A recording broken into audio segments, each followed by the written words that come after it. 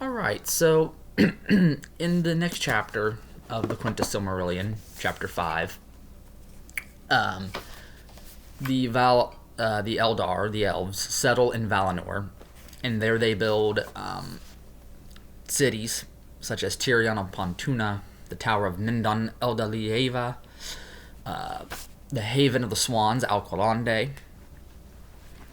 And then we get introduced to some of the elves that we're gonna meet in the rest of this part of the book, like Finwë, Lord of the Noldor, whose sons are Feanor, Finarfin, and Fingolfin, and the children that they end up having.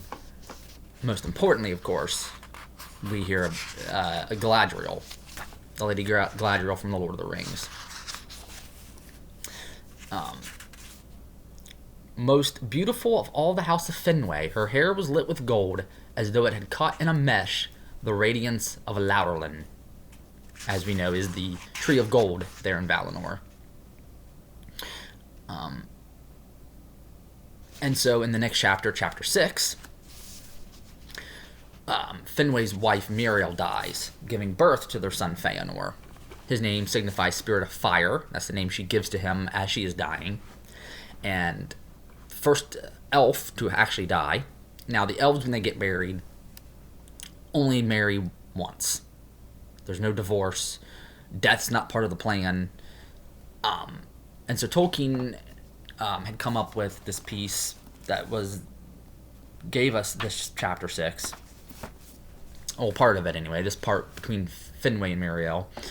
We read about this in book, 10 of the History of Middle-earth. The Morgoth's Ring. Then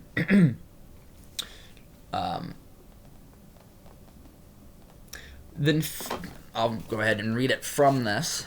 Then Finwë was greatly grieved, for the Noldor were in the youth of their days, and dwelt in the bliss of the noontide of Aman, but were still few in number, and he desired to bring forth many children into that bliss.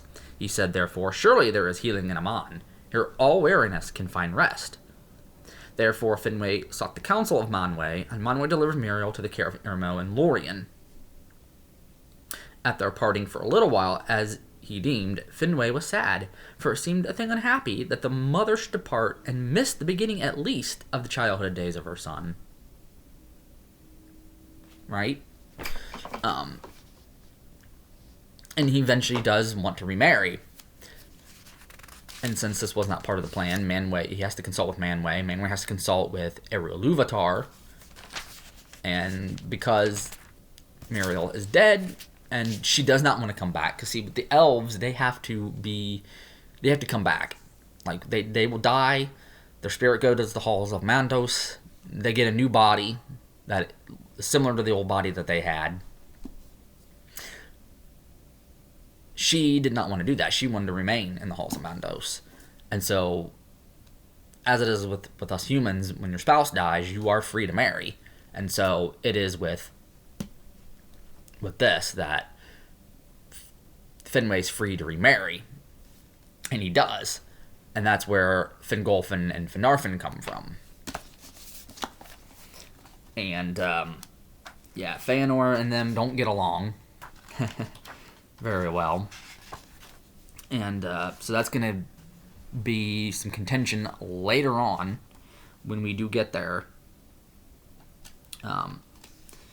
Melkor, of course, in this time, is his 3 ages of captivity come to an end, and so he now stands before the Valar, suing for pardon.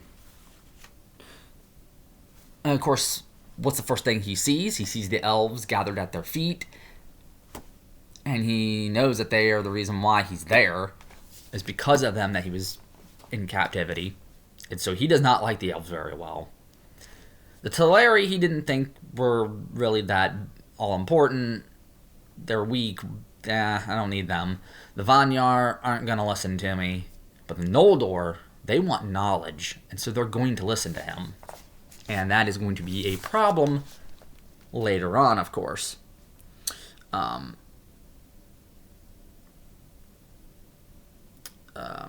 Melkor indeed declared afterwards that Feanor had learned much art from him in secret, and had been instructed by him in the greatest of all his works. But he lied in his lust and his envy, for none of the Eldaliae ever hated Melkor more than Feanor, son of Finwë, who first named him Morgoth, and snared though he was in the webs of Melkor's malice against the Valar, he held no converse with him, and took no counsel from him. For Feanor was driven by the fire of his own heart only, working ever swiftly and alone, and he asked the aid and sought the counsel of none that dwelt in Aman, great or small, save only and for a little while of Nerdanel the wise, his wife.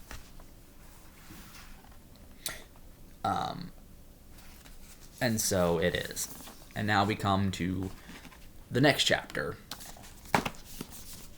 which we're going to get where this title comes from, because it is the Silmarils that we're going to read of next that are what this whole story is concerned with.